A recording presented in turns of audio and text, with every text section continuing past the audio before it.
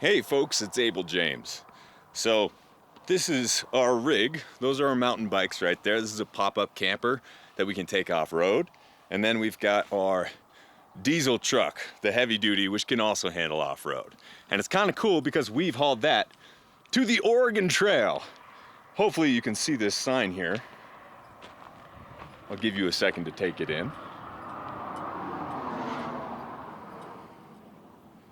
But you may remember the Fort Kearney South Pass Honey Lake Wagon Road from the Oregon Trail video game. We actually have a portable version that Allison's been playing on this road trip, which is really cool. We just checked out Jackson Hole, the Grand Teton National Park, Yellowstone as well. Totally rocked.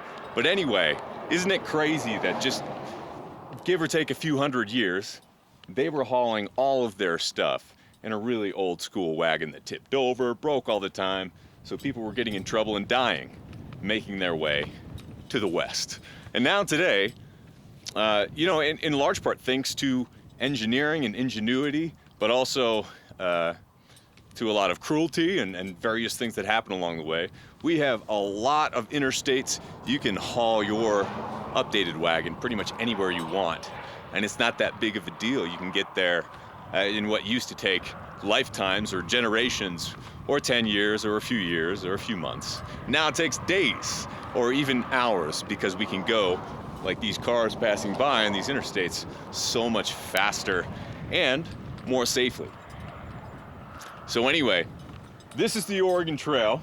You can actually see from here some of what remains of the old wagon ruts because this voluntary migration was massive, lasted a very long time. And so you can see the remnants as grooves in the ground way down there to the left of the fence.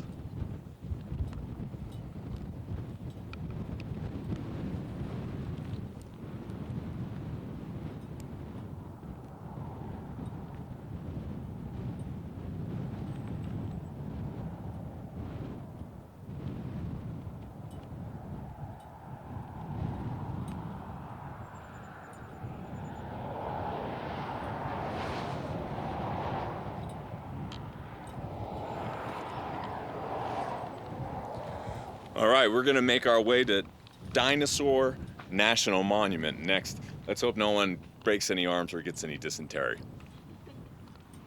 For more, as always, check out abeljames.com. We'll see you next time.